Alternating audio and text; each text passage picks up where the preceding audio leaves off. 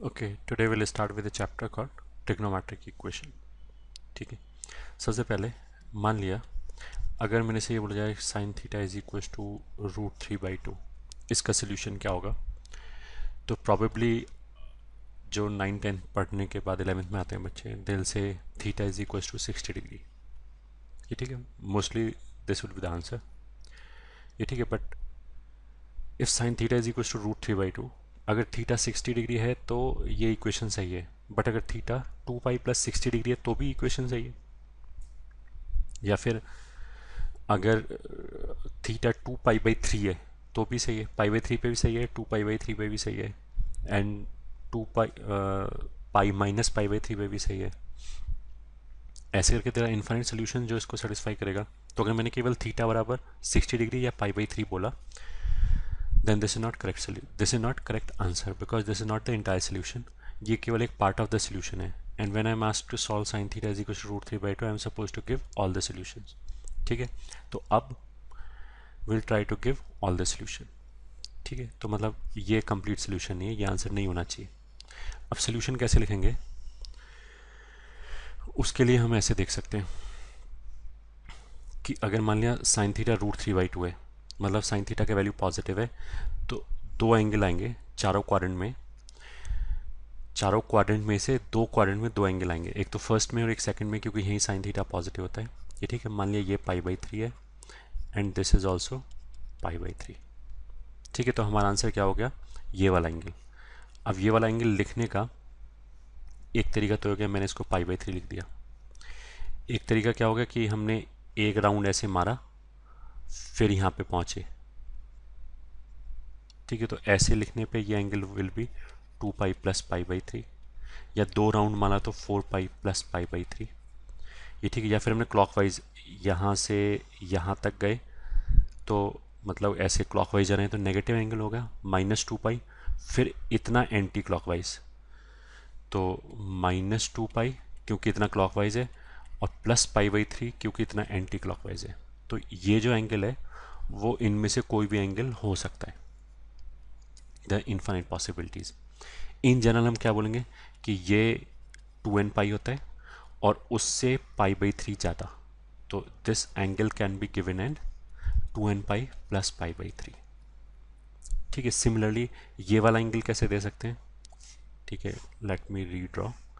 ये वाला एंगल ऐसा हो सकता है कि पाई तक गए फिर क्लॉकवाइज घूम गए π/3, तो +π एंड -π/3। ठीक है, तो π - π/3 विल बी 2π/3। ऐसे ही हम ऐसे कर सकते हैं कि ऐसे ये एंगल 3π हो गया। ठीक है, अगर हम एक राउंड काट के आए तो 3π एंटी क्लॉकवाइज फिर π/3 clockwise, this can also be 3π - π/3। ये ठीक है, ऐसे हो सकता है कि -π क्लॉकवाइज गए फिर π/3 और गए क्लॉकवाइज, तो -π - π/3 एंड सो ऑन। ठीक है, उसका मतलब क्या है कि इस एंगल को कैसे रिप्रेजेंट कर सकते हैं, पहले यहाँ तक पहुँच गए which is 2n + 1π, odd multiple of pi, और उसमें से इतना घटा दिया, सब्ट्रैक्ट कर दिया क्योंकि क्लॉकवाइज आ रहे हैं, उल्टा आ रहे हैं, तो this angle can be written as 2n + 1π - π/3।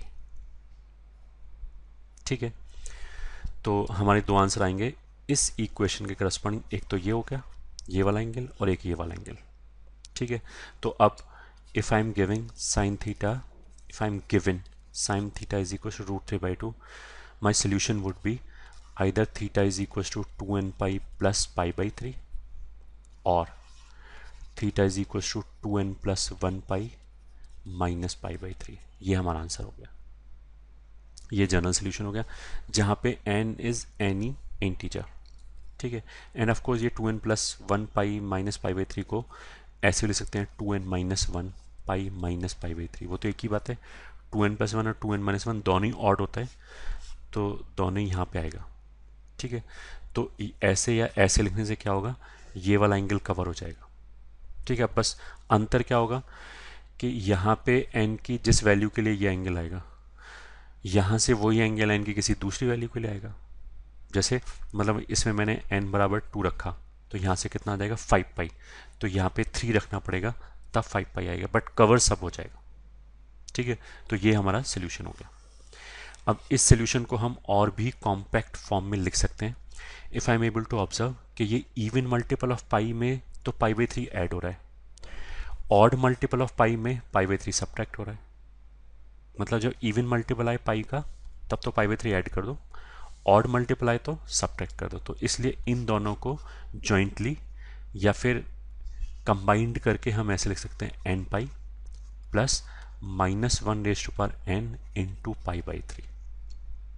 ये -1n will take care of this positive and negative sign.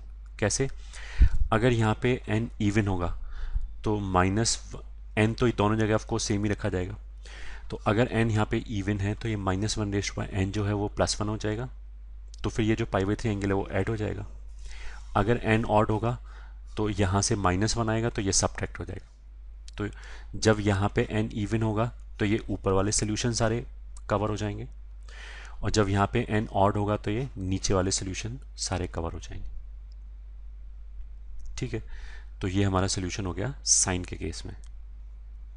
ठीक है, अब मान लिया sine theta is equal to कोई भी नंबर k लिखा हुआ है, जैसे √3/2 है तो √3/2 की जगह हमने कोई भी नंबर k लिख लिया। तो इसका सोल्यूशन कैसे लिखेंगे? थीटा इज अननोन जिसका हमें सोल्यूशन लिखना है, k is a known number. सबसे पहले हमने क्या किया कि k के करस्पॉन्डिंग अगर ये जाना पहचाना एंगल है, जाना पहचाना एंगल मतलब जिसके करस्पॉन्डिंग हमें वैल्यू पता है, पाई बाई 3 हो गया, पाई बाई 4 हो गया, पाई बाई 6 हो गया, पाई बाई 2 हो गया, इनके करस्पॉन्डिंग अगर ये वैल्यू है तो हम इसको साइन अल्फा करके लिख लिया, जहाँ पे alpha will B one of these. ये ठीक है, या फिर साइन 18 डिग्री अगर पता है उसके करस्पॉन्डिंग k का वैल्यू लिखा हुआ है तो अल्फा की जगह आई राइट 18 डिग्री। ठीक है, तो इक्वेशन हमारा क्या बना? Sine theta is equal to sine alpha. तो जो अभी हमने एग्जांपल लिया उसमें अल्फा कितना था? पाई बाई 3। ठीक है, इससे प्रीवियस एग्जांपल पे तो इसका जनरल सोल्यूशन क्या होगा? Theta is equal to n pi plus -1n into alpha. ये हमारा आंसर हो गया। ठीक है, अब इसमें अल्फा कौन सा एंगल होगा? उसके लिए जैसे मान लिया मैंने लिखा sine theta is equal to half, तो हाफ के करस्पॉन्डिंग कौन सा एंगल आता है? पाई बाई 6, तो हमने लिख दिया साइन पाई बाई 6। तो इसका जनरल सोल्यूशन कितना होगा? Theta is equal to n pi plus -1n into pi by 6। ये आंसर हो गया।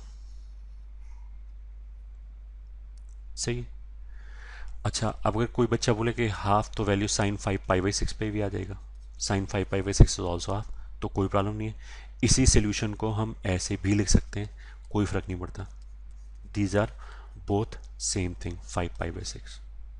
ये ठीक है, या फिर मैं बोलूँ theta is equal to n pi plus -1n, this is also sine से 20 पाई प्लस पाई बाई 6। तो अगर मैं बोलूँ कि मैं इसको अल्फा बोलूँगा then also it will do, मतलब सोल्यूशन गलत नहीं है। ये भी सही है, ये भी आंसर है, सही है। बस इसमें अंतर क्या है? ये देखने में ये सोल्यूशंस अलग अलग लग रहे हैं, बट जितने भी टोटल सोल्यूशन आएंगे सब यहाँ से भी मिल जाएगा, यहाँ से भी मिल जाएगा, यहाँ से भी मिल जाएगा। बस अंतर क्या होगा कि n की डिफरेंट वैल्यू के लिए मिलेगा। जैसे एक सोल्यूशन है मान लिया 5 पाई बाई 6, तो ये सोल्यूशन यहाँ से लाने के लिए मेरे को n बराबर 1 रखना पड़ेगा, यहाँ से लाने के लिए n बराबर कुछ और रखना पड़ेगा, यहाँ से लाने के लिए n बराबर कुछ और रखना पड़ेगा, बट सारे सोल्यूशन आ जाएंगे। ये ठीक है, ये तो हम लोग लगा मैथमेटिकली ऐसे लिखने में कोई गलती नहीं है। ये ठीक है, all are acceptable solutions. But usually हम कैसे लिखते हैं? ये ठीक है, यूजुअली हम एंगल जो यहाँ पे अल्फा जो सेलेक्ट करेंगे वो क्या करेंगे? फर्स्ट क्वाड्रेंट का एंगल सेलेक्ट करेंगे, मतलब 0 से पाई बाई 2 यूजुअली सोल्यूशन लिखते समय। ठीक है, और अगर नेगेटिव वैल्यू है तो साइन फोर्थ क्वाड्रेंट में नेगेटिव होता है। तो जैसे अगर मान लिया ऐसे लिखा है sine theta is equal to -1/√2, इसका मेरे को सोल्यूशन लिखना है। तो इसको मैंने क्या किया कि माइनस को भूल गए, 1/√2 के करस्पॉन्डिंग फर्स्ट क्वाड्रेंट में हमने एंगल सोचा कौन सा होता है? पाई बाई 4। तो माइनस को लाने के लिए हमने उस एंगल के आगे माइनस लगा दिया, -π/4 लिख दिया। 1/√2 कहाँ पे आता है, π/4 पे आता है ना फर्स्ट क्वाड्रेंट में। तो इसका सोल्यूशन कितना हो जाएगा, theta is equal to n pi plus -1/n into alpha which is -π/4। ठीक है, अभी इस पर हम दोबारा आएंगे। अब कॉस की बात कर लेते हैं। Cos theta is equal to कुछ भी मान लिया से हाफ। तो कॉस थीटा जो पॉजिटिव है वो फर्स्ट क्वाड्रेंट में होगा और सेकेंड क्वाड्रेंट में, सॉरी फोर्थ क्वाड्रेंट में होगा। ठीक है, तो हाफ वैल्यू कहाँ पे आता है, π/3 पे अगेन। तो ये एंगल π/3 है, ये एंगल π/3 है। तो इस बार मेरे को ये दोनों सोल्यूशन लिखने हैं। तो उसके लिए हमने क्या किया, इस एंगल पे पहुंच गए विच इज़ 2n पाई, उसमें π/3 ऐड कर दिया तो ये सोल्यूशन आ गया, और इसमें से π/3 अगर सब्ट्रैक्ट कर दिया तो ये सोल्यूशन आ गया। तो इसका सोल्यूशन हम कैसे लिख सकते हैं, theta is equal to 2n pi plus minus π/3। ये ठीक है। साइन के केस में सोल्यूशन क्या आया था, n पाई प्लस, ये जो अभी हमने लिखा था n pi plus -1/n into π/6। उसी तरीके से कॉस के केस में क्या आएगा, 2n पाई प्लस माइनस π/3। ठीक है, ऐसे डिफरेंट क्यों आ रहे हैं, क्योंकि साइन फर्स्ट और सेकंड में पॉजिटिव होता है, कॉस फर्स्ट एंड फोर्थ में पॉजिटिव होता है। तो जनरल सोल्यूशन के लिए cos theta is equal to cos alpha. ये ठीक है, एल्फा एक नोन एंगल है, थीटा वेरिएबल है जिसके लिए हम सॉल्व कर रहे हैं। तो theta is equal to 2n pi plus minus alpha, ये कॉस के केस में लिखा जाएगा। ठीक है, फिर अब tan की बात कर लेते हैं। मान लिया tan theta is equal to 1/√3 लिखा है। ठीक है, तो tan थीटा पॉजिटिव फर्स्ट में होता है, थर्ड में होता है। तो ये π/6 हो गया, ये π/6 हो गया। तो ये सोल्यूशन कैसे लिखेंगे, वापस यहाँ तक पहुँचे 2n पाई और उसमें π/6 ऐड कर दिया। तो these solutions are 2n pi plus π/6। ठीक है, इस एंगल तक पहुंचने के लिए यहाँ तक पहुंचे विच इज़ 2n प्लस 1 पाई या 2n minus 1 pi, whatever you want to call it. और उसमें फिर π/6 ऐड कर दिया क्योंकि एंटी क्लॉकवाइज जाने। तो ये एंगल कितना हो जाएगा, 2n प्लस 1 पाई प्लस π/6। ठीक है, कॉस साइन के केस में तो क्या था कि 2n पाई में तो ऐड हो रहा था और इसमें से सब्ट्रैक्ट हो रहा था क्योंकि हमें वापस सेकंड में जाना था। tan के केस में क्या है कि यहाँ पे भी 2n पाई में π/6 ऐड होगा, यहाँ पे भी ऑड में भी π/6 ऐड होगा। तो मतलब ये इजी हो गया। इसको तो फिर मैं डायरेक्टली दोनों को मिला के क्या लिख सकता हूँ, theta is equal to n pi plus π/6। ऐसा लिखने से दोनों लिखा गया क्योंकि इसका फ़र्क ही नहीं पड़ता है इवन है ऑड है। अगर n इवन होगा यहाँ पे तो फिर ये वाले सोल्यूशन आ जाएंगे फर्स्ट क्वाड्रेंट वाले, अगर n ऑड होगा तो थर्ड क्वाड्रेंट वाले आ जाएंगे। यहाँ तक ठीक है। ये तो हो गया पॉजिटिव वैल्यू के करस्पॉन्डिंग। नेगेटिव वैल्यू के करस्पॉन्डिंग क्या ध्यान रखा हमने कि फर्स्ट एंड फोर्थ में साइन नेगेटिव होता है, tan नेगेटिव होता है। ठीक है, तो साइन और tan के केस में तो क्या होगा, अगर नेगेटिव वैल्यू लिखा हुआ है, ठीक है, जैसे मान लिया मैंने बोला ना कि tan theta is equal to -1 लिखा है, नेगेटिव वैल्यू आ गया, तो तुम क्या करो, माइनस को भूल जाओ एक मिनट के लिए। 1 के करस्पॉन्डिंग हमने एंगल सोचा π/4 और फिर माइनस के लिए उसको फोर्थ क्वाड्रेंट में ले गए उस एंगल को, मतलब एंगल के आगे सीधा माइनस लगा दिया तो -π/4। तो साइन में भी ऐसे ही डायरेक्टली माइनस एंगल आ जाएगा, tan में भी माइनस एंगल आ जाएगा, कॉस में नहीं आएगा। तो पहले तो मैं इसका सोल्यूशन लिख देता हूँ, theta is equal to n pi plus alpha होता है, तो एल्फा यहाँ पे कितना है -π/4, तो n पाई माइनस π/4, ये सोल्यूशन हो गया। अब चलो कॉस थीटा में आ जाते हैं। कॉस थीटा अगर मान लिया -1/2 है तो इसमें हाफ के करस्पॉन्डिंग कौन सा एंगल आएगा, हाफ के करस्पॉन्डिंग एंगल कौन सा आएगा, π/3। बट -1/2 के लिए आई कैन नॉट से -π/3 क्योंकि -π/3 तो फोर्थ क्वाड्रेंट में होगा और फोर्थ क्वाड्रेंट में तो कॉस पॉजिटिव होता है, तो नेगेटिव वैल्यू तो मिलेगा नहीं। तो नेगेटिव वैल्यू के लिए कॉस के केस में मेरे को सेकेंड क्वाड्रेंट में जाना पड़ेगा। सेकेंड क्वाड्रेंट में कैसे जाएंगे, पाई में से घटा के। तो -1/2 के लिए एंगल कौन सा आएगा, पाई माइनस π/3।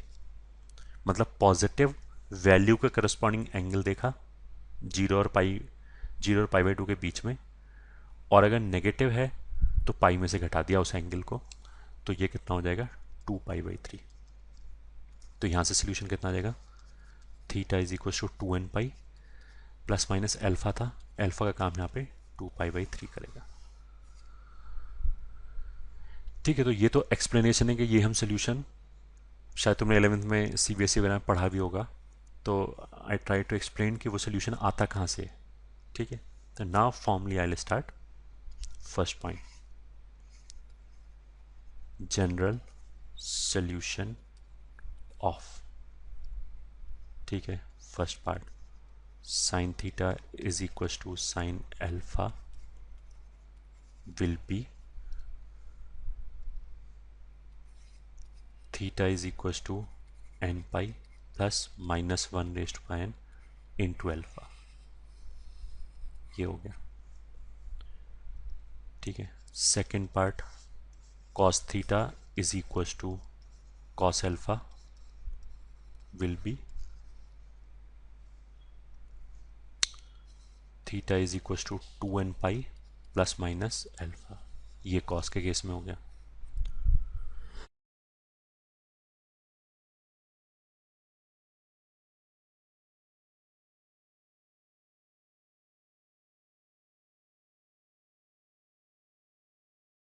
ठीक है, थर्ड पार्ट में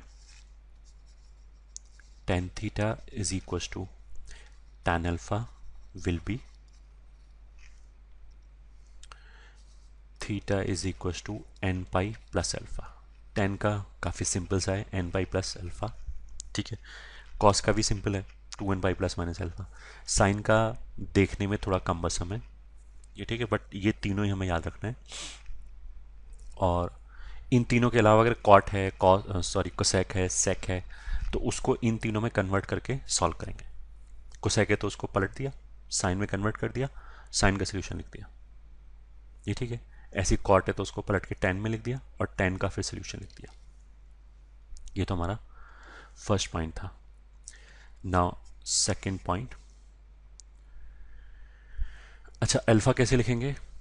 अल्फा के लिए तो जो भी वैल्यू लिखा है, जैसे sine theta is equal to जो वैल्यू लिखा है उसके करस्पॉन्डिंग कोई भी एंगल ढूंढ लिया। थियोरेटिकली तो किसी भी एंगल, कोई भी एंगल चल जाएगा, ये ठीक है। बट अगर हमें सोल्यूशन लिखने के लिए बोला जाएगा तो हम अल्फा कौन सा यूज़ करेंगे? अगर पॉजिटिव वैल्यू है तो फर्स्ट क्वाड्रेंट में 0 से π/2 के बीच में वो वाला अल्फा यूज़ करेंगे तीनों ही केसेस में, साइन कॉस और टेन के केस में।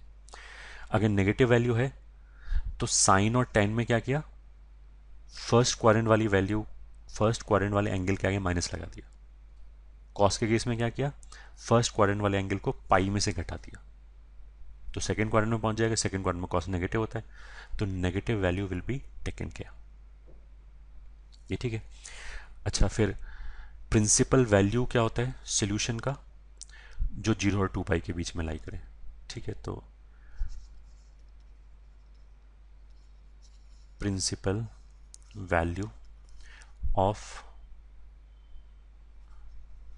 सोल्यूशन लाइज इन 0 से 2π। ठीक है, मतलब अगर हमने बोला कि find principal value of this equation, solution of this equation, तो उसका मतलब क्या है कि हम एंगल कहाँ पे ढूंढेंगे, केवल 0 से 2π में। ठीक है, ये तो एक टर्म है और कुछ भी नहीं है। ओके, फिर again let's move forward. Next point, third point,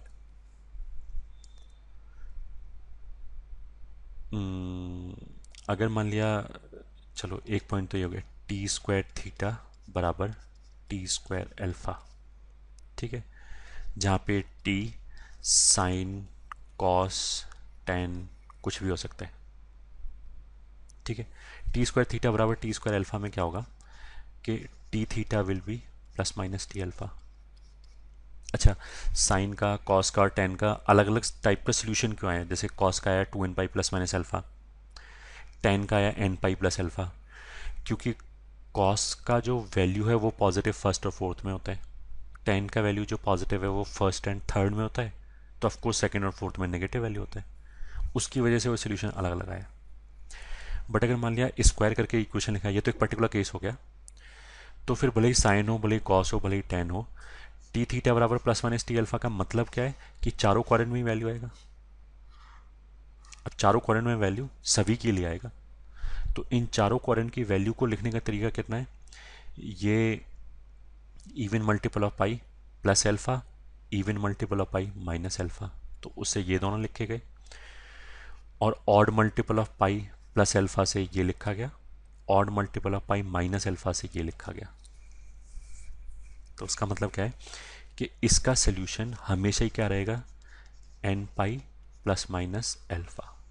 ये ठीक है, साइन कॉस टेन का फर्क ही नहीं पड़ता, क्योंकि साइन कॉस टेन तीनों के ही केस में you'll get angle in all four quadrants। ठीक है, तो अगर यहाँ पे n इवन होगा तो ये वाले एंगल फर्स्ट एंड फोर्थ वाले कवर हो जाएंगे, प्लस से फर्स्ट वाला, माइनस से फोर्थ वाला। अगर इसमें n ऑड होगा तो सेकेंड क्वाड्रेंट और थर्ड क्वाड्रेंट के एंगल आ जाएंगे। ये ठीक है, हम यहाँ पे क्या बात करें कि अगर मान लिया मैं ऐसे लिखूँ साइन स्क्वायर थीटा बराबर हाफ, ठीक है, तो यहाँ से कितना आ जाएगा, sign theta is equal two plus minus 1/√2। तो अब यहाँ से चारों क्वाड्रेंट आ गए ना, तो बस अब सबका सोल्यूशन एक ही तरीके से लिखा जाएगा, n pi plus minus 1/√2 value कहाँ पे होता है, पाई/4 पे, तो एन पाई प्लस माइनस पाई/4। ऐसे अगर माने लिखा हो टेन स्क्वायर थीटा बराबर से 1, तो दैट वर्ड या 3 चलो, तो that word give me tan theta is equal two plus minus √3। तो प्लस माइनस √3 का मतलब क्या है, चारों क्वाड्रेंट वापस, तो theta is equal to n pi, √3 के करस्पॉन्डिंग एंगल क्या होता है, पाई/3 10 में, तो ये आ गया।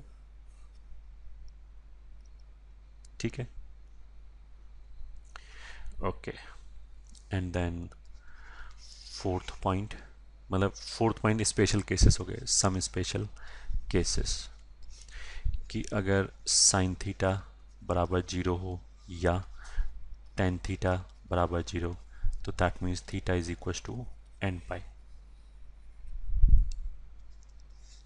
ठीक है, सेकेंड केस कॉस थीटा 0, ये हम ऑलरेडी जो ट्रिग्नोमेट्रिक का फर्स्ट चैप्टर है, ट्रिग्नोमेट्रिक रेशियोज एंड आइडेंटिटीज, उसमें इनिशियल लेक्चर में if you go through those lectures I have done something like this 1 2 3 4।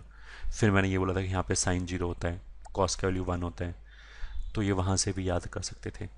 Cos theta 0 कहाँ पे होता है, यहाँ पे और यहाँ पे, तो उसका मतलब क्या है कि theta is equal to 2n+1 into पाई/2। ठीक है, थर्ड साइन थीटा का वैल्यू 1 कहाँ पे होगा, केवल इस जगह पे, ठीक है, 90 डिग्री पे, तो 90 degree is one of the solution. General solution will be 2n pi plus 90 degree पाई/2, और this can be written as 4n+1 into पाई/2। ठीक है, अगर हमने पाई/2 कॉमन ले लिया तो फोर्थ, ठीक है, पहले ये लिख लेते हैं, sine theta is equal to -1 will be, वो इस जगह पे होगा, और ये एंगल हो जाएगा 2n पाई माइनस पाई/2, या फिर 4n-1 इंटू पाई/2। इसको ऐसे भी ले सकते हैं 4n+3 इंटू पाई/2। सही है, मतलब इस एंगल तक पहुंचने के लिए ऐसे भी जा सकते हैं, तो 2n पाई प्लस 3 पाई/2 हो गया, या फिर हम क्लॉकवाइज भी जा सकते हैं ऐसे करके, तो -पाई/2 हो गया। ठीक है, fifth cos theta is equal to 1 will imply theta is equal to 2n pi. Cos theta का वैल्यू 1 कहाँ पे आएगा, इवन मल्टीपल ऑफ पाई पे, एंड -1 कहाँ पे आएगा, ऑड मल्टीपल ऑफ पाई पे। ठीक है, तो ये कुछ स्पेशल केसेस हो गए, पर्टिकुलर केसेस हो गए, तो उनका सोल्यूशन हमने लिख दिया। ठीक है, I hope this is clear. ठीक है, अच्छा, अभी तक तो हम क्या बात कर रहे थे, नेक्स्ट पॉइंट, कि जैसे मान लिया sine theta is equal to half लिखा है, तो मेरे को पता है कि हाफ कहाँ पे आता है, 30 डिग्री पे आता है, उसका मतलब क्या, पाई/6 पे आता है, तो I know the angle, so I can write the solution. But अगर मान लिया मैं लिख दूँ sine theta is equal to 1/3, अब 1/3 किस एंगल पे वैल्यू मिलेगा ये तो मेरे को नहीं पता, तो ऐसे एंगल लिखने के लिए हम जो अल्फा है वो तो पता नहीं है, हम उसका यूज़ करेंगे इनवर्स का। ठीक है, तो मतलब ऐसे एंगल लिखने के लिए मैंने ऐसे लिख लिया साइन इनवर्स 1/3, तो साइन इनवर्स 1/3 का मतलब क्या है, वो एंगल जहाँ पे साइन का वैल्यू 1/3। अब होगा कोई ना कोई एंगल 0 और पाई/2 के बीच में, तो उस एंगल को लिखने के लिए हम इनवर्स का यूज़ करेंगे। ठीक है, इनवर्स इन डिटेल ट्वेल्थ में पढ़ोगे, फंक्शंस पढ़ने के बाद ट्रिग्नोमेट्रिक रेशियो, ट्रिग्नोमेट्रिक इन्वर्स पढ़ सकते हैं, उसके बाद ही सही से समझ में आएगा।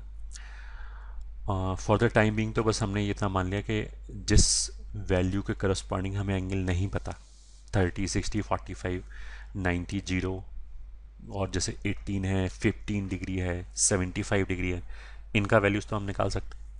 ठीक है, इनके अलावा कोई ऐसा एंगल हो जिसका वैल्यू मेरे को नहीं पता हो, तो उस एंगल को हम इन्वर्स करके लिख देते हैं। ठीक है, तो अगर ये मान लिया -1/5 होगा, तो इसके लिए हम अल्फ़ा क्या लिखेंगे, कैसे भी लिख सकते हो, साइन इनवर्स -1/5 भी लिख सकते हैं एंड माइनस साइन इनवर्स 1/5 भी लिख सकते हैं, दोनों तरीके से लिख सकते हैं। ये ठीक है। तो अगर पॉजिटिव वैल्यू तो सीधा सीधा इन्वर्स लिख दिया, नेगेटिव वैल्यू तो सीधा सीधा इन्वर्स लिख सकते हैं, या फिर माइनस और पॉजिटिव वैल्यू लिख सकते हैं, दोनों ही चलेगा। tan के केस में भी ये वैलिड है, मतलब जैसे tan theta is equal to, मान लिया 2 लिखा है, तो अल्फा को क्या लिख सकते हैं, tan इनवर्स 2। मान लिया ये -5 लिखा है, तो अल्फा को क्या लिख सकते हैं, tan इनवर्स -5 भी लिख सकते हैं, और माइनस बाहर निकाल के tan इनवर्स 5 भी लिख सकते हैं, क्योंकि हमने बोला था नेगेटिव वैल्यू के लिए फोर्थ क्वाड्रेंट में जाते हैं। तो पॉजिटिव वैल्यू वाला जो एंगल है, जैसे 5 के करस्पॉन्डिंग कौन सा एंगल आएगा, tan इनवर्स 5, उस एंगल के आगे माइनस लगा दिया। ये जो tan इनवर्स 5 है, ये एक एंगल को डिनोट करता है। ये ठीक है, ये एंगल बोलने का एक तरीका है। ये जो इन्वर्स है, this is of course not the power, this is not the exponent. मतलब ऐसा नहीं कि tan की पावर -1 लिखा हुआ है, -1 अगर पावर में होता तो वो तो कॉट थीटा हो जाएगा रेसिप्रोकल होके, तो हम कॉट ही लिखेंगे ना, ऐसे क्यों लिखेंगे। ये जो -1 है, इसको tan से अलग नहीं कर सकते, दिस इज नॉट पावर, ये तो डिनोट करने का एक तरीका है, बोलने का एक तरीका है। ठीक है, कॉस थीटा में अब देखना पड़ेगा, जैसे कॉस थीटा मान लिया पॉजिटिव वैल्यू है 1/4, then alpha will be simply cos inverse 1/4, कोई दिक्कत नहीं है। अगर मान लिया वैल्यू है -2/7, तो अल्फा बराबर कॉस इनवर्स -2/7 लिख दिया, वो भी चलेगा। ठीक है, एक तो ये चलेगा, या फिर इसमें हम ऐसे नहीं लिख सकते हैं, माइनस कॉस इनवर्स 2/7, ऐसे नहीं लिख सकते, ये गड़बड़ हो जाएगा। क्योंकि अगर मैं इसको, ये तो एक एंगल है, मैंने बोला ना इन्वर्स एक एंगल को डिनोट करता है, तो कॉस इनवर्स 2/7 को अगर मैं एंगल थीटा बोलूँ, तो माइनस थीटा पे जो वैल्यू आएगा वो वही आएगा जो थीटा पे आएगा। मतलब माइनस कॉस इनवर्स 2/7, इस पूरे पे जो कॉस का वैल्यू है वो 2/7 ही आएगा, और कॉस इनवर्स 2/7 जो एंगल है उस पे भी 2/7 आएगा। माइनस लगाने से एंगल के आगे, कॉस के अंदर तो माइनस खत्म हो जाता, तो tan में तो ऐसे चल जाएगा कि हमने माइनस बाहर लगा दिया, कॉस में नहीं चलेगा। कॉस में हम क्या करते थे नेगेटिव वैल्यू के लिए, कि पॉजिटिव वाला एंगल निकाल के पाई में से घटा दिया सेकंड क्वाड्रेंट ले जाने के लिए। ठीक है, तो -2/7 में 2/7 पॉजिटिव है, उसके करस्पॉन्डिंग एंगल ये हो गया कॉस इनवर्स 2/7, इसको पाई में से घटा दिया, तो इसको ऐसे लिखेंगे, पाई माइनस कॉस इनवर्स 2/7। तो माइनस करके पूरा के पूरा माइनस अंदर रहने दिया, वो भी चलेगा, पाई माइनस कॉस इनवर्स करके लिख दिया, वो भी चलेगा। ठीक है, अब ये मैंने बताने की ज़रूरत क्या है, क्योंकि for the time being when you are solving the questions, तो हो सकता है ऑप्शन में ऐसे करके लिखा हो सकता है ऑप्शन में ऐसे करके लिखा हो, तो यू शुड बी नोइंग कि बोथ आर करेक्ट, कैसे भी रिप्रेजेंट कर सकते हैं। ठीक है, तो let's solve some example. Sine theta is equal to -√3/2।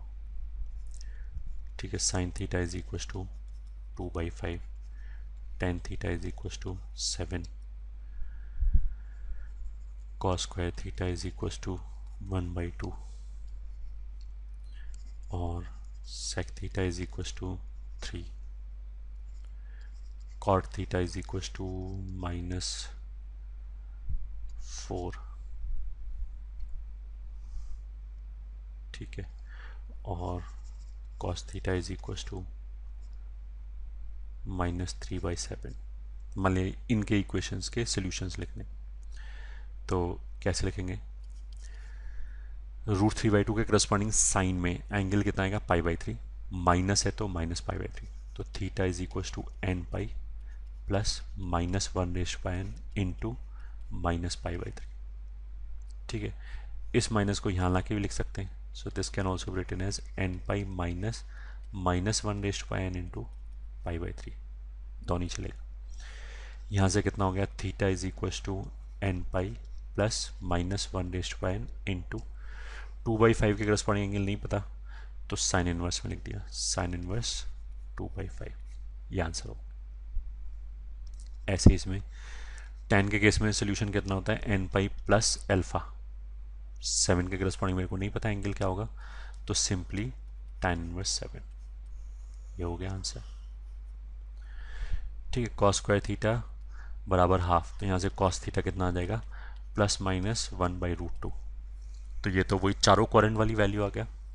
और 1/√2 के करस्पॉन्डिंग एंगल क्या आएगा, π/4, तो ये तो थीटा बराबर चारों क्वाड्रेंट में तो ऐसे लिखते हैं n pi plus minus alpha plus minus π/4। अगर केवल कॉस थीटा बराबर 1/√2 होता है तो हम लिखते हैं 2n pi plus minus alpha, but चारों क्वाड्रेंट में तो साइन कॉस tan कुछ भी हो, हमने बोला था कि n pi plus minus alpha करके लिखा जाता है। ठीक है, सेक थीटा बराबर 3 implies cos theta will be 1/3, that would again imply theta is equals to, अब लिखेंगे cos वाला solution 2n pi plus minus cos inverse 1/3, ये ठीक है, ये आंसर हो गया। cot inverse -4 means cot theta बराबर -4 मीन्स tan थीटा बराबर -1/4, तो tan का सोल्यूशन कितना होगा, theta is equal to n pi plus alpha होता है, तो प्लस tan इनवर्स -1/4, ऐसे लिखा चलेगा, या n pi minus tan inverse 1/4 ऐसे लिखा, ये भी चलेगा। फिर cos theta is equal to -3/7, theta is equal to वही 2n pi plus minus alpha, तो एल्फा यहाँ पे cos इनवर्स -3/7 लिखा चलेगा, 2n पाई प्लस माइनस, और इसको हमने क्या होता है ऐसे लिख सकते हैं, pi minus cos inverse sorry 3/7, minus को बाहर निकालने पे ही ये आएगा।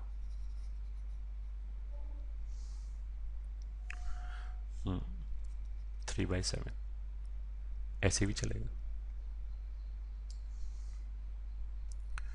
बस I hope you have understood. और चलो, अगर मैं लिखा sine theta is equal to से 12/11, तो ऐसा नहीं है कि कोई भी वैल्यू मैं देखूँ और उसका इनवर्स लगा दूँ। 12/11 I should be able to see कि ये 1 से बड़ा है, अगर 1 से बड़ा है तो साइन थीटा की रेंज से बाहर है, साइन थीटा 12/11 हो ही नहीं सकता, तो यहाँ पे क्या आएगा आंसर, नो सोल्यूशन। ठीक है, ऐसा नहीं कि हम फ्लो में लिख दें साइन इनवर्स 12/11, साइन और कॉस का वैल्यू -1 और 1 के बीच में होना चाहिए। tan में ऐसा कोई रेस्ट्रिक्शन नहीं है, tan का तो रेंज r होता है, तो tan में तो कोई भी वैल्यू आ सकता है। ठीक है, तो I hope this is sufficient. Okay, ये तो अब हमने सीधा सीधा इक्वेशन सॉल्व करे थे, ये तो बहुत इजी वाला पार्ट था। इन जनरल क्या होगा कि जो इक्वेशन है वो थोड़ा कॉम्प्लिकेटेड दे रखा होगा, तो उसमें हम क्या क्या ध्यान रखेंगे। फर्स्ट, ठीक है, points to remember while solving trigonometric equation. First,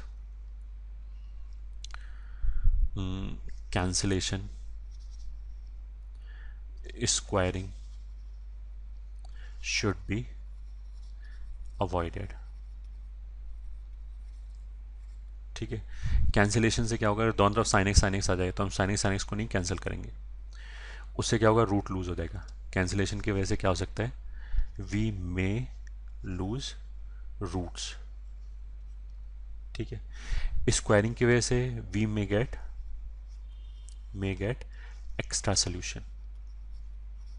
ठीक है, तो अगर कभी स्क्वायरिंग करने की जरूरत पड़ भी रही है तो स्क्वायरिंग करने के बाद जो फाइनल आंसर आया उसको हम ओरिजिनल इक्वेशन के साथ चेक करेंगे। ये ठीक है, जैसे मान लिया रूट साइन थीटा बराबर 1/3 लिखा है मान लिया।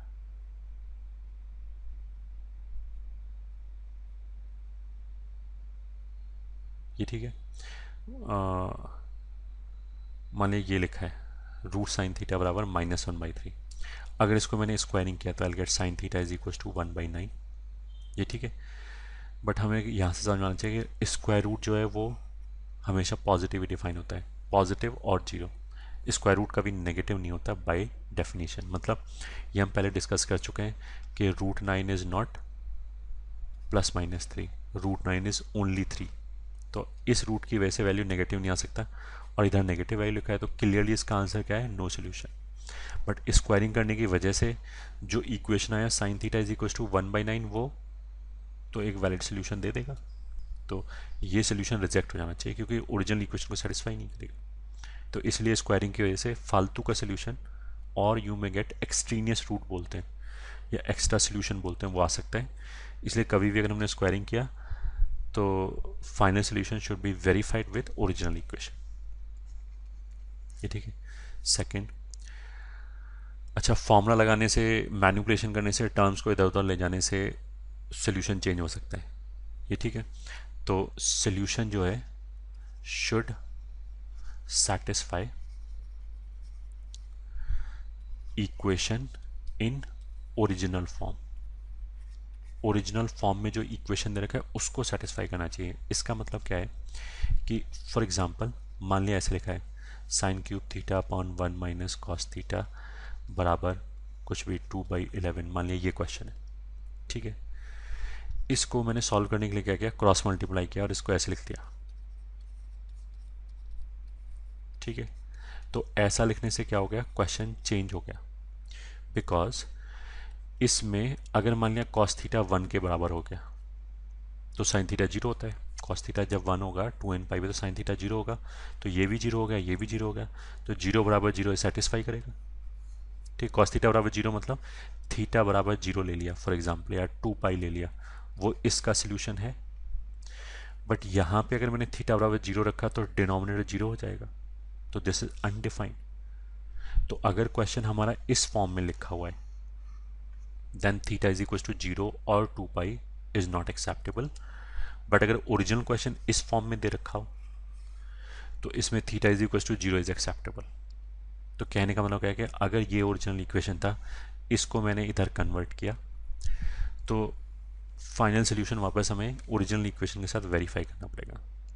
या हम इसको ऐसे ही बोल सकते हैं कि अगर ओरिजिनल क्वेश्चन में डिनोमिनेटर में टर्म्स लिखा हुआ है, ये ठीक है, या फिर tan का टर्म लिखा है, साइन और कॉस तो हमेशा डिफाइन होता है, ठीक है।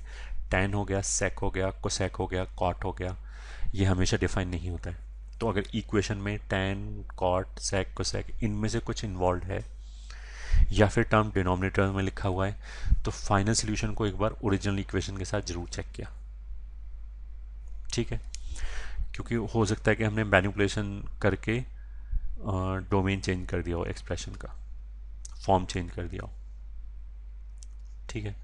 फिर थर्ड पॉइंट क्या है, try to get equation in the form a into b equals to 0, ठीक है। कुछ भी कोई क्वेश्चन लिखा है तो मतलब ये ऐसा कोई इंपॉर्टेंट पॉइंट नहीं है, ये तो पहले से ही पता है हमें कि इक्वेशन सॉल्व करने के लिए I try to convert the equation in the form a into b is equals to 0, and from there I'll say either a is equals to 0 or b is equals to 0। then hopefully क्या हो रहा होगा कि ये जो नई equations मिला है ये सिंप्लीफाइड फॉर्म में मिला होगा, तो यहाँ से हम सोल्यूशन लिख सकते हैं मे बी। कहने का मतलब है कि कॉम्प्लेक्स इक्वेशन को सिंप्लीफाइड इक्वेशन में कन्वर्ट करते समय we should try to get a into b बराबर 0 वाला फॉर्म, ठीक है। फिर वहाँ से सॉल्व करेंगे।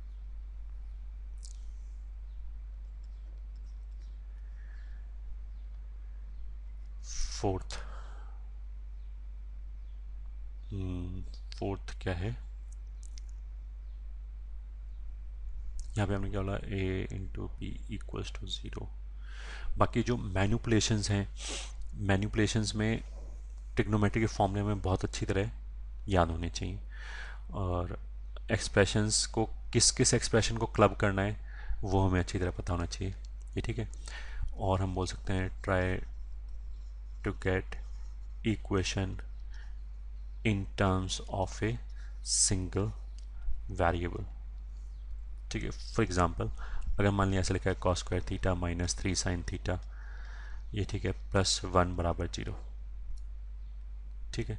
तो इसमें क्या है, मेरे को समझ में क्या आना चाहिए, कॉस स्क्वायर थीटा को I can convert into sine square theta, sine square theta में अगर कन्वर्ट कर लिया तो ये पूरा इक्वेशन साइन थीटा वेरिएबल में क्वाड्रेटिक आ गया, उस क्वाड्रेटिक को सॉल्व कर लिया,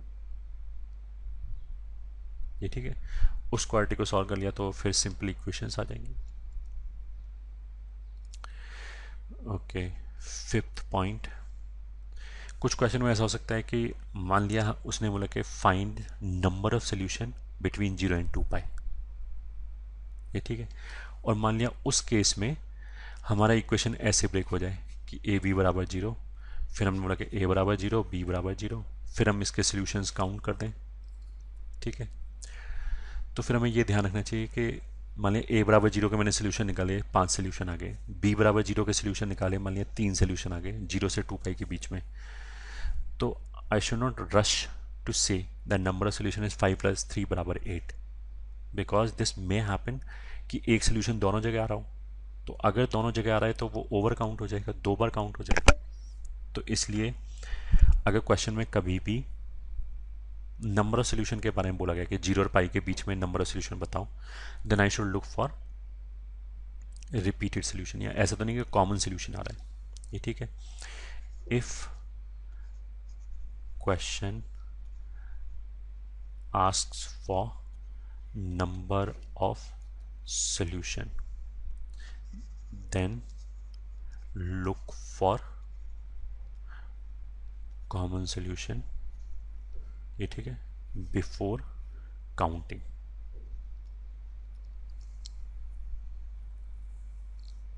नंबर ऑफ सोल्यूशन काउंट करने से पहले कॉमन सोल्यूशन जरूर देख लिया हमने एक बार,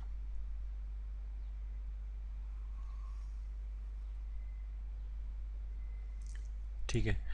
और नेक्स्ट पॉइंट ये बोल सकते हैं, जैसे अब ऑब्जेक्टिव पेपर है, ऑब्जेक्टिव पेपर में अगर मान लिया हमें इक्वेशन कम्बसम लगे तो इक्वेशन सॉल्व करने के बजाय हमने क्या किया कि जो ऑप्शंस है, ये ठीक है, अगर उसमें सोल्यूशंस लिखे हुए हैं तो ऑप्शन से हमने सोल्यूशंस चेक कर लिया, ठीक है। तो हो सकता है कि ऑप्शन से सोल्यूशन चेक कर लिया, मतलब जैसे अगर ए ऑप्शन कुछ ऐसे लिखा है n π/3 and of course n is an integer, तो n का वैल्यू 0 1 2 3 रखने पे क्या आ जाएगा, 0 π/3 2 π/3 पाई, ये ठीक है, फिर 4 π/3 एंड सो ऑन, इस तरह के एंगल्स आ जाएंगे। तो ये चेक करके देख लिया, ये ठीक है, 0 रख के देख लिया, जो भी इक्वेशन है पूरे में 0 रख के देख लिया, फिर π/3 रख के देख लिया, 2 π/3 रख के देख लिया। अगर मान लिया मैंने मान लिया पहले 4 सोल्यूशन चेक किया, बस मान लिया चारों सेटिस्फाई कर जाए, ठीक है, दैट डज नॉट मीन कि ये आंसर है, ये ठीक है, ऐसा जरूरी नहीं है कि ये आंसर है। अगर मान लिया मैंने 4 सोल्यूशन चेक किए और π/3 सेटिस्फाई ना करे तो फिर पक्की बात है कि ये आंसर नहीं है, ठीक है। अगर एक भी सोल्यूशन फेल हो जाए तो दैट इज़ फॉर शॉर्ट कि ये आंसर नहीं है, ये ठीक है। बट अगर हमने 4-5 सोल्यूशन चेक किए और सारे सेटिस्फाई कर जाएं तो उसका दैट डज नॉट मीन कि ये आंसर है, ये ठीक है। तो जब मैंने बोला कि ऑप्शन से चेक कर लिया तो रिजेक्ट तो आसानी से कर सकते हैं, ये ठीक है। तो ऐसा हो सकता है किसी क्वेश्चन में कि ए बी और सी रिजेक्ट हो जाए तो ऑटोमेटिकली डी आंसर हो गया, मतलब ए का एक सोल्यूशन सेटिस्फाई नहीं करा, बी का भी नहीं करा, सी का भी नहीं करा, तो ए बी सी रिजेक्ट हो गया, then I need not to check for D, तो डी ही आंसर होगा। ऐसा भी हो सकता है कि मान लिया 4 ऑप्शंस लिखे हैं ए बी सी डी और उसमें मान लिया ए रिजेक्ट हो गया, सी रिजेक्ट हो गया, अब बी और डी बचा, तो बी और डी आंसर हो सकते हैं, ठीक है। अब हमने ऐसे देखा कि बी का सोल्यूशन क्या है, मान लिया S1 है और S2 है, ठीक है। अगर मान लिया S1 S2 का सबसेट हो जाए, ठीक है, मतलब S2 अगर बड़ा सोल्यूशन हो जाए, S2 के सोल्यूशन के अंदर सारे S1 के सोल्यूशन आ जाए तो फिर हमारा डी आंसर हो जाएगा, क्योंकि वो ज़्यादा उसमें फिर सोल्यूशन मिस नहीं हो रहा होगा। अगर S1 हमारा सबसेट है S2 का तो फिर S2 के अंदर कोई ऐसा सोल्यूशन भी होगा ना जो S1 के अंदर नहीं है बट इक्वेशन को सेटिस्फाई कर रहा है। ठीक है, तो इसमें से जो बड़ा होगा वो आंसर हो जाएगा। तो ये ठीक है, इन ऑब्जेक्टिव क्वेश्चन ये ठीक है, answers may be verified from options. मतलब अगर ज़्यादा माने कम्बरसम इक्वेशन है, सॉल्व करने में प्रॉब्लम आ रहा है, तो उसको सॉल्व करने के बजाय हमने क्या किया कि आंसर से वेरीफाई कर लिया। ठीक है, ओके, अब कुछ क्वेश्चन सॉल्व करते हैं। तो first question is sine 9 theta equals to sine theta. ठीक है, तो एक अप्रोच तो ये हो गया sine 9 theta minus sine theta equals to 0। तो उसको लिख लिया हमने 2 sine a minus b by 2 4 theta into cos sum by 2 5 theta equals to 0। तो ये वही वाली फॉर्म में आ गया, a इंटू बी बराबर 0। तो एल से either sine 4 theta equals to 0 और cos 5 theta equals to 0। Sine 0 कहाँ पे होता है? जहाँ पे 4 थीटा एन पाई हो जाए, या जहाँ पे 5 theta 2n plus 1 into pi by 2 हो जाए। ठीक है, तो आंसर कितना गया? Theta is equal to n pi by 4,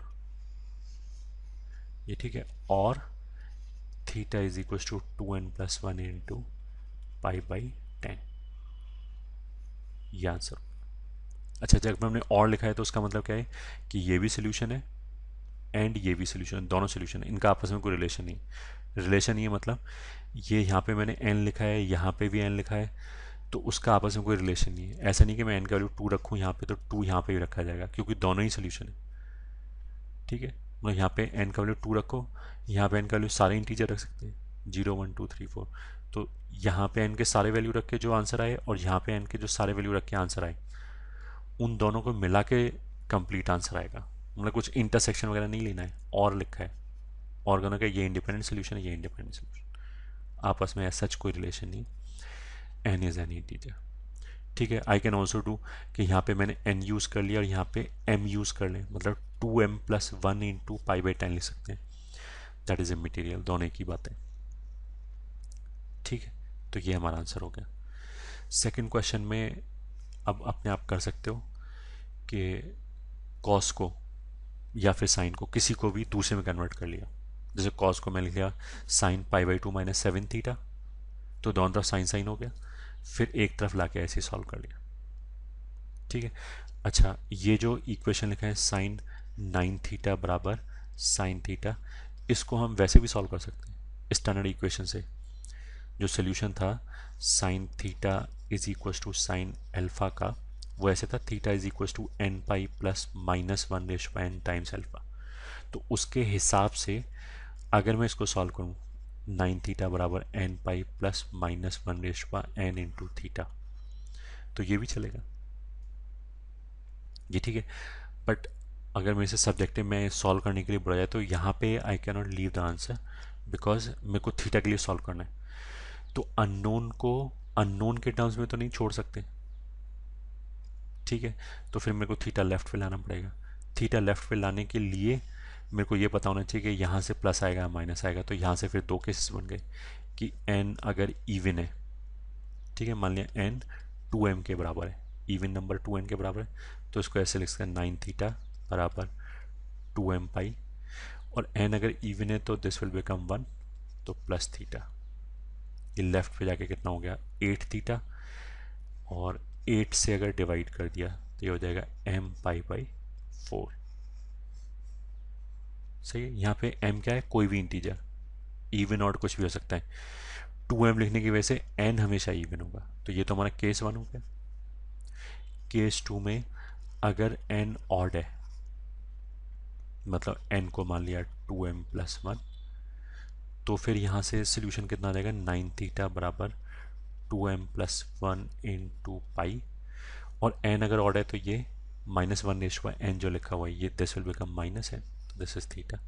इसको इधर ले गया, ये tan थीटा हो गया, 10 से डिवाइड कर दिया तो theta is equal to 2m+1 into पाई/10। तो ये ऑल्टरनेट तरीका है। ठीक है, केसेस के बीच में हमने पहले बोल चुके हैं कई बार, हमेशा यूनियन लेते हैं। अगर हमने केस बना के क्वेश्चन सॉल्व करें तो केसेस के बीच में वी टेक यूनियन। तो इन दोनों का यूनियन से वापस यही दोनों सोल्यूशन आ गया। ठीक है, तो ये ऑल्टरनेट तरीका है, ऐसे भी क्वेश्चन सॉल्व कर सकते हैं। ठीक है, और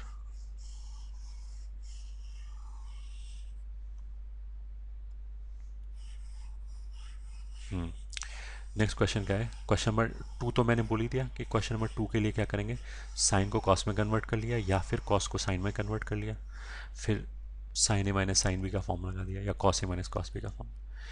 इस वाले क्वेश्चन में वो भी हम लगभग बात कर चुके हैं कि साइन स्क्वायर को कॉस स्क्वायर में कन्वर्ट कर दिया, तो इसको लिख दिया 2 - 2 cos square x plus √3 cos x plus 1 equals to 0। This is 2 cos square x minus √3 cos x minus 3 equals to 0। ऐसे लिखने से क्या हो गया कि cos x के टर्म्स में पूरा इक्वेशन लिखा गया। तो क्वाड्रेटिक की तरह सॉल्व कर लिया, cos x बराबर minus b plus minus √b² minus 4ac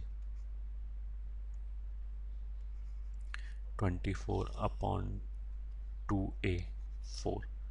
So this is √3 plus minus 27 is 3√3/4।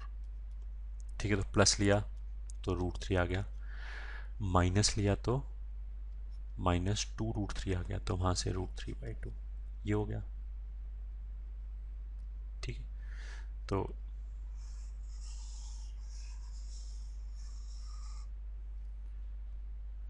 अब cos x का वैल्यू √3 तो हो नहीं सकता है, तो ये तो रिजेक्ट हो गया, √3 एक से बड़ा है। तो अल्टीमेटली क्या आया यहाँ से, cos x बराबर माइनस √3/2। तो that will give me the solution is x is equal to 2n pi plus minus alpha. Alpha कैसे कैलकुलेट करेंगे, cos में √3/2 वैल्यू कहाँ पे आएगा, पाई/6 पे। तो माइनस √3/2 के लिए पाई/6 को सेकेंड क्वाड्रेंट में ले गए पाई में से घटा के, तो पाई माइनस पाई/6 विल बी 5 पाई/6। तो ये आंसर हो गया, बस दिस इज द आंसर। ठीक है, थर्ड क्वेश्चन सॉल्व हो गया। अब ये फोर्थ क्वेश्चन पे आते हैं। फोर्थ क्वेश्चन में कितना है, 4 cos माइनस 3 sec को हमने क्या किया, cos में कन्वर्ट कर दिया, 2 tan को क्या किया, cos में कन्वर्ट ऐसे कर दिया। ठीक है, now this will B LCM लेने पे 4 cos स्क्वायर माइनस 3 बराबर 2 sin। ठीक है, अब ये भी वही क्वेश्चन हो गया कि cos स्क्वायर है और यहाँ पे साइन है, तो इस cos स्क्वायर को साइन में कन्वर्ट कर लिया, और साइन में कन्वर्ट करने के बाद साइन में क्वाड्रेटिक आ जाएगा, वहाँ से फिर ऐसे ही सॉल्व कर लिया जैसे लास्ट क्वेश्चन था। तो ये और लास्ट क्वेश्चन एक जैसे क्वेश्चन था। ठीक है, then let's move forward for fifth question.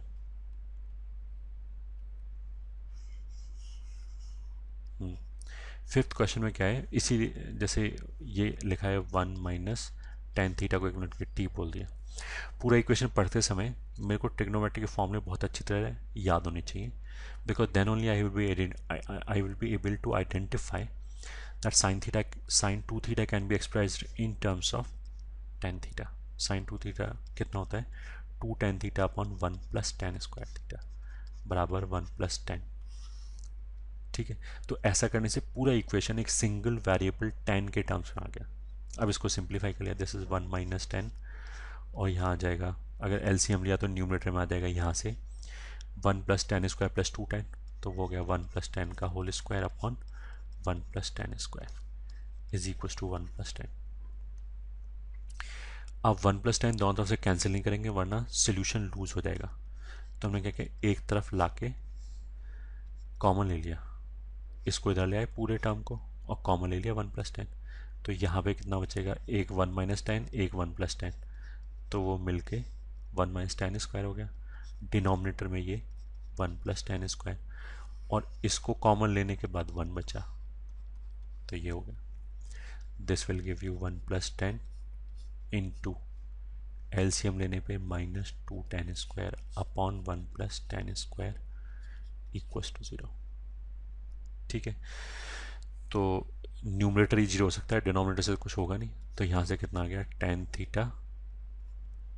ठीक है, फिफ्थ क्वेश्चन के लिए, हाँ, tan theta is equals to 0 इसकी वजह से, या फिर इसकी वजह से -1। ठीक है, अगर tan थीटा 0 या -1 है तो बिकॉज tan इन्वॉल्व है, मैंने ये देखा कि जो ओरिजिनल इक्वेशन है ये वाला, इसमें कोई टर्म अनडिफाइंड तो नहीं है। अगर डिनोमिनेटर में हो सकता है बाई चांस 0 आ जाए तो गड़बड़ हो जाएगा। तो tan थीटा 0 रखने पे ये न्यूमरेटर में रहेगा, ये न्यूमरेटर में रहेगा, sin 2 थीटा डिफाइन रहेगा। ठीक है, -1 रखने से भी कोई दिक्कत नहीं, उसका मतलब क्या है, दिस सोल्यूशन विल डू। ये ठीक है, दोनों मतलब वैलिड है, ओरिजिनल इक्वेशन डिफाइंड है, तो इसलिए यहाँ से आंसर कितना आएगा, theta is equal to n pi, और ये तो आ गया 0 की वजह से, -1 की वजह से ये अब याद कर लिया अच्छी तरह, tan theta is equal to tan alpha का सोल्यूशन कितना होता है, n पाई प्लस अल्फा। ठीक है, और theta is equal to n pi plus alpha का मतलब क्या है, -1 वैल्यू कहाँ पे आएगा, 1 वैल्यू π/4 पे आएगा, -1 जो वैल्यू है उसके लिए -π/4, तो n पाई माइनस π/4। तो ये हमारा फाइनल आंसर हो गया, या तो ये या फिर ये। ठीक है, खत्म हो गया ये question. Okay, let me create some space for next question। Next question क्या है, tan square theta sec 2 theta is equal to 1। तो tan square theta plus, again मेरे को रिलेट करना आना चाहिए, sec 2 थीटा को cos 2 थीटा में कन्वर्ट कर सकते हैं, और cos 2 थीटा जो है वो tan स्क्वायर थीटा में कन्वर्ट हो जाएगा। ठीक है, तो कैसे भी सोच सकते हैं, इसको लिख लिया 1 upon cos 2 theta equals to 1। ठीक है, so this is tan square theta plus cos 2 theta का फॉर्म होता है 1 minus tan square theta upon 1 plus tan square theta equals to 1। तो tan को मैंने फिर t बोल दिया, तो यहाँ से इसको उधर ले गए, तो ये आ गया 1 प्लस टी स्क्वायर बराबर ये 1 माइनस टी स्क्वायर का होल स्क्वायर। एक 1 माइनस टी स्क्वायर इसकी वजह से आ गया, एक ये डिनोमिनेटर से चला गया, तो इसका होल स्क्वायर हो गया, तो हो गया 1 प्लस टी स्क्वायर बराबर 1 minus 2t square plus T raised power 4। तो 1 1 कैंसिल, टी स्क्वायर कैंसिल करेंगे नहीं, अगेन बार बार हम यही बोल रहे हैं, तो t raised power 4 minus 3t square equals to 0। That will give you t square minus 3 equals to 0। That will give you finally t square बराबर 0 और 3।